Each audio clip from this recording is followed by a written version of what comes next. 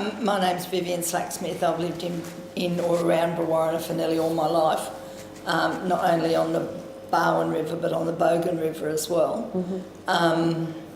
For the community here, it's been devastation. We're lucky because we have the weir, so we have a good weir pool.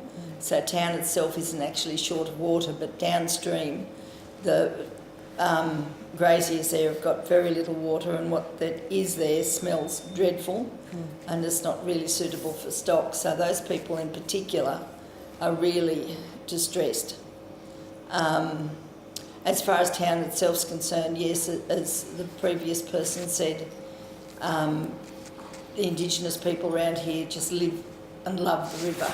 You know, you'd always see people swimming off the weir and walking uptown trying to sell a yellow belly, and there is still fish in our weir pool, no doubt about that. But it's not as easy to just go down here and go for a swim. And like the previous speaker said, the sound of the water going over the weir is just wonderful. It's like a continuous ocean. You can hear all over town at night. So can you talk a little bit about what you're seeing in terms of the water shortages, where we've heard that it's the first time some people have not been able to trust the drinking water, but what's your feeling about the town supply?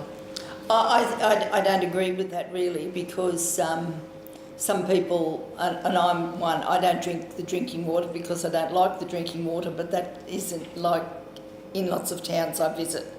I prefer bottled water. But you can still drink our water, the filtered water. There's no problem with it, and I haven't heard of any real problems with drinking the water. And I actually work at the doctor's surgery, so there's been no mass people coming in saying they've drunk the water. We have had a few skin issues, I think, at some times where they thought maybe it was the water. What type of skin? Just like skin infections, and especially in summer. But I mean, it's hard to pinpoint it to that's what it was, or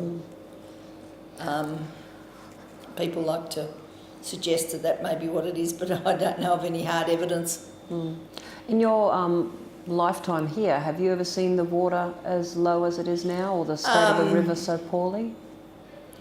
No, probably, but in fairness, I haven't always lived on the Barwon. I've lived on the Bogan, and it's dry as well now. And when I was little, it was like the Mississippi because it was just such the biggest river. Now I look at it when it's normal and it's only just from here to there. But in your lifetime then, generally in the region, have you seen changes, or do you just think that this is just another drought? Or I think it's a pretty severe drought, and to judge it on our property out there, which isn't on the river, and we don't rely on the river, it's one of the worst we've seen in our lifetime. So it is extremely dry, yes. Do you think there are other contributing factors to the water shortage? Because a lot of folks are concerned about water use further upriver. Is that something you think about? I think there is a part to play by those people, but I also unfortunately think that social media has a lot to do with it. I look at some things and they're putting photos up of things that are 10 years old and saying, look what's happening. And it's not true. I don't know how much has been taken out of the river. I'm not sure that would have a major effect on the river being dry at the moment, because it is a really, really bad drought. There's been no inflow. You look at the dams are all down to, single figure percentages in their storage. And I think if you let all the water go that the cotton farmers or irrigators have, it wouldn't make that much difference. So do you know how much water they have, or have you been up and seen it?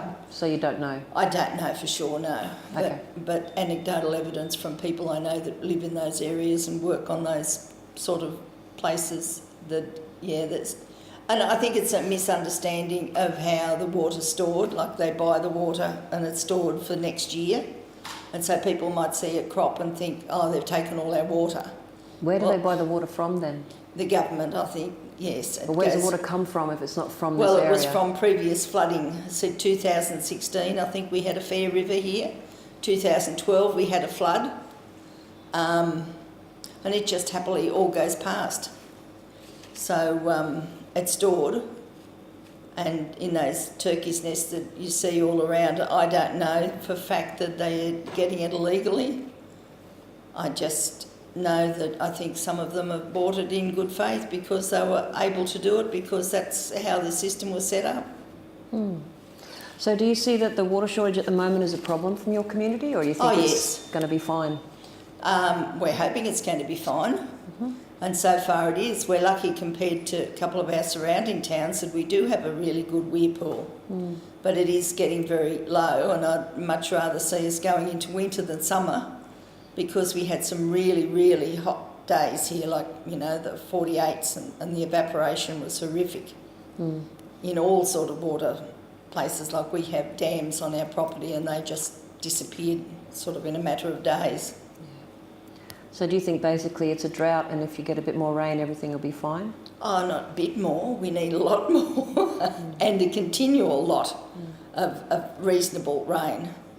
I think that would go a long way to solving this problem. And do you see any other health issues in your community related to the water? Or? Yes, there is definitely distress, which manifests itself into mental health issues, because people are depressed because there's just no river, and it's been the lifeline of Brewarrina. It's like, you know, the sayings, you cross the Barwon and you'll always come back. And it's just a pretty place, and it's a great tourist place to go and have a look at the fish traps when their water's all going over the weir. And it's just a really great place to be, and it's part of Brewarrina, it's part of our community. And there's no water there at the moment. Why do you think then, if you think that the water flows are just part of the drought, why do you think so many people, and we've now listened to a couple of hundred, are saying that too much water is in fact taken out of the top part of the rivers? It probably is, but I haven't got the evidence, I haven't got the figures, and I just know where we live, north of Brewarrina, people are saying there's drought in central, west and everywhere. I go down there and they've got green grass. We have got absolutely nothing, and every little breeze just blows dust everywhere. It's really, the kangaroos are dying on our place. There's just, and the effect of the drought on all the native animals is just horrific. And I don't know for sure how much people have got in their tanks or whatever. I see these some crops, but I don't think they're anywhere near what there was. But I still feel, my belief is that a lot of it is to do with drought. Do you see any other solutions in terms of the water management in the areas that might help? There's no doubt in good times, yes, when we have got a flow, that it could be better managed. Most definitely, yes, but we're sort of talking about something at the moment that isn't even there. But in terms of, because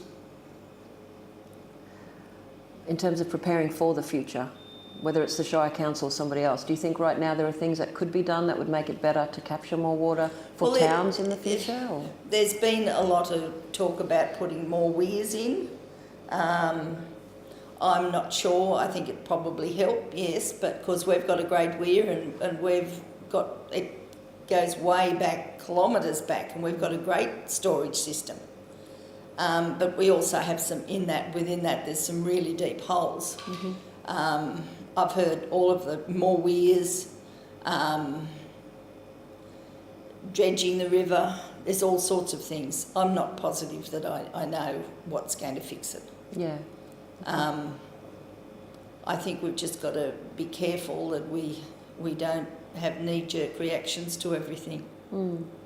Yeah, that's actually what a lot of folks are saying, that in fact if there was a bit more reliance on hard evidence and the science of the water flows, whereas in fact a lot of politicians aren't paying attention to the science.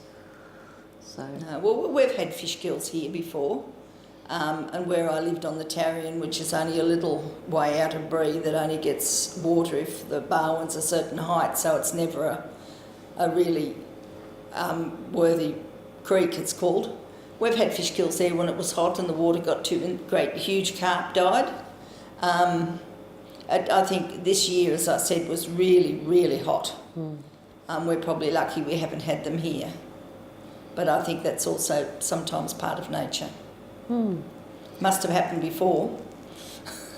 When the riverboats came all the way up to here, and I've read about how the riverboats and that used to take the wool down to South Australia were marooned for months and months.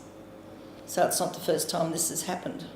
Water shortages, sure. The quality of the water, though, around blue-green algae has been particularly problematic. Get that in a tank on the farm. Especially if you put a lot of pesticides into it, you probably would. Well, we don't have any pesticides where we live. Gil, do you have any other questions? No. Yeah. Thank you so much for coming in today. That's okay. If there's anything else you think of that you'd like to share with us or even email us, please do so. I will. Yeah. Thanks very much. Thank you.